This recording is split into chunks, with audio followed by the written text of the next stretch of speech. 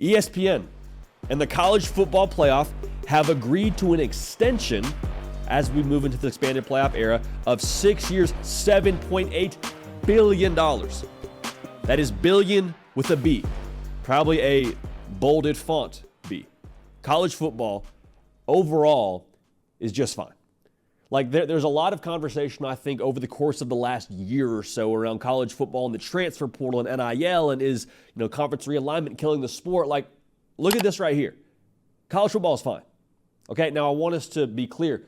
This is a result of the intrigue and the draw that college football is attracting. Okay, this is not necessarily correlated to health. Is there some messy things within college football? Is the portal perfect? Are we going to have to tinker with that calendar a little bit here in the near future? Is NIL 100% what it looks like right now going to look like what it is in the future? No, we're still kind of cleaning some things up. We're still putting things together, how they're going to be in the long term.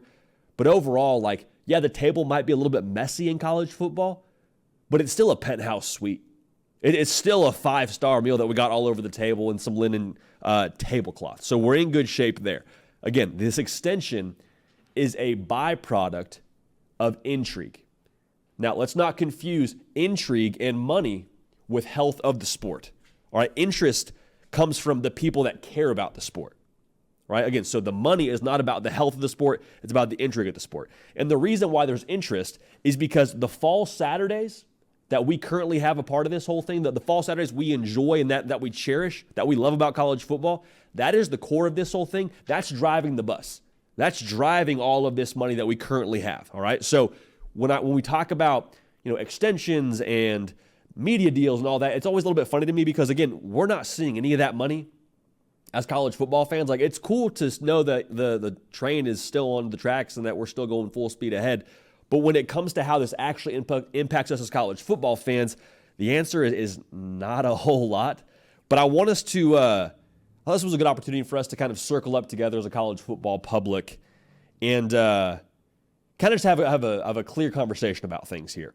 I provide a little bit of a word of caution here when it comes to what this sport looks like in the future. Like, how much money is enough money?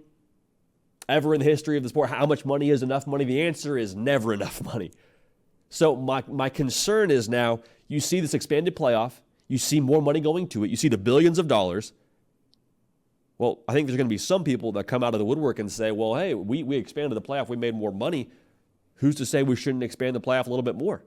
Who's to say we shouldn't make it a 24-team playoff, a 16-team playoff? I mean, so on and so forth, because obviously you see more inventory, you see more of a product, you see potentially some more revenue, right? And more money is always a good thing, right? Not necessarily.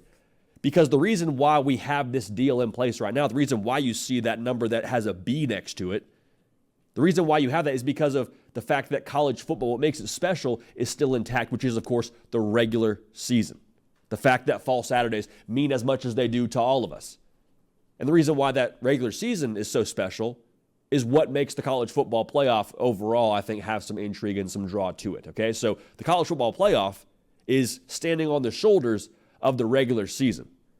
Now, the argument that I know we're going to get from a lot of people is, well, every other sport, they have a big playoff. They have double-digit teams. They have 16 teams. Look at March Madness. They have a 64-team play. That's the one thing that kind of makes me cringe when it comes to March Madness. I digress. I don't want college football. You don't want college football to be like every other sport. College football is great because it's its own sport. College football is great because it's not the NFL. It's not the NBA. And so while I understand the thought behind it, I understand where they're coming from, just understand that's not the direction we want to go. College football is great because it has the best regular season known to mankind.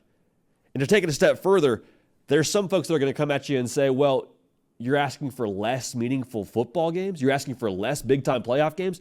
No, what I'm asking for is for us to keep the best regular season how it is. Actually, to flip it the other way, I'm asking for more meaningful games, except I want those meaningful games played from September till the end of November. That's the meaningful games. That 12-week stretch of the regular season, that's what I want to mean the most as possible. All right, so when you look at the college football playoff, the more you expand the field, the larger that playoff gets, the less the regular season ends up meaning from game to game. So we're not asking for less meaningful football. We're not asking for a watered-down product. We're asking for us to keep the main thing that has brought this sport to where it is right now to stay intact and to stay special. All right, so while we're talking about this extension and all this, like overall, this is, I believe, a good thing. You got probably the best network up there with Fox that's carrying this sport going forward. Like, it's going to be a good thing. But let's protect the natural resource that is the regular season as much as possible. All right, let's not put a mall where Yosemite is. People come to Yosemite because of the natural beauty. All right, people come to Yosemite because they just love what it's always been. Now, if you put a mall in the middle of that thing, would you make a lot of money? Absolutely. It'd be great. But that doesn't mean it's the best idea for the long term.